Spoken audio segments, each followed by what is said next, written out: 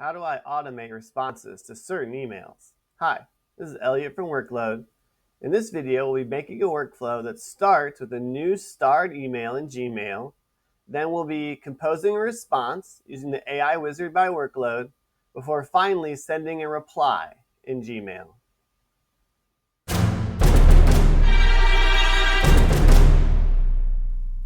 All right, let's build a workflow. So we're going to start here at the workload editor. We're going to give our workflow a title. It's going to be new start email to AI wizard to reply in Gmail. We're going to select our trigger by clicking in the trigger box. Our triggering app is going to be Gmail. And the event is going to be new starred email. So within Gmail, you have the ability to give stars to whatever emails you want. And this workflow is going to imagine that I'm looking in my inbox and I'm starring emails that are potential offers that I don't want to have to respond to. So I'm going to create a workflow that's going to automatically, politely decline whatever is being offered in these emails. So I'm going to click continue here. And make sure I'm connected to my Gmail account. If you have issues connecting to the apps we use in this workflow, check out the blog in the description of this video. We'll test our trigger. And we have that starred email, which is an offer of a partnership.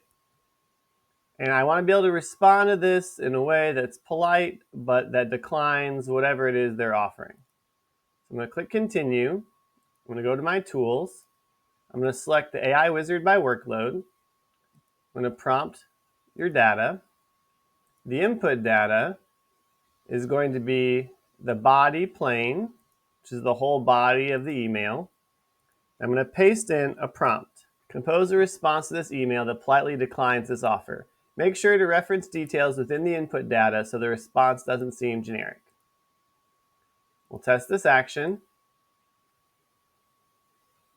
And we have a response. Hi, Sarah. Thank you for reaching out and considering a collaboration with Innovate Hub. We appreciate the opportunity to explore potential partnerships that could benefit our team. However, at this time, we have decided to focus on our current internal operations and initiatives. We will keep Acme Solutions in mind for future projects that may align more closely with our current priorities. We wish you the best of luck in your endeavors and thank you for your understanding. Best regards, James. All right, sounds great. So I'm going to add a step. This is going to be in Gmail. We're going to reply to email. Make sure we're connected to Gmail still. 2 is going to come from that initial trigger. That's going to be the sender. From, also from that first step, is going to be the recipient. The subject is going to be the subject of the initial email. For the thread ID, I'm going to click on the custom button. And I'm going to select from that initial trigger the thread ID. And for the message body, that's what I'm going to paste in from our step 2. I'm going to click continue. And I'm going to test this action. Our email was sent successfully. I can click continue here. I can click over to Gmail and check my sent mail. And I can see the response was sent with the subject and then the body of the email that was created by the AI wizard.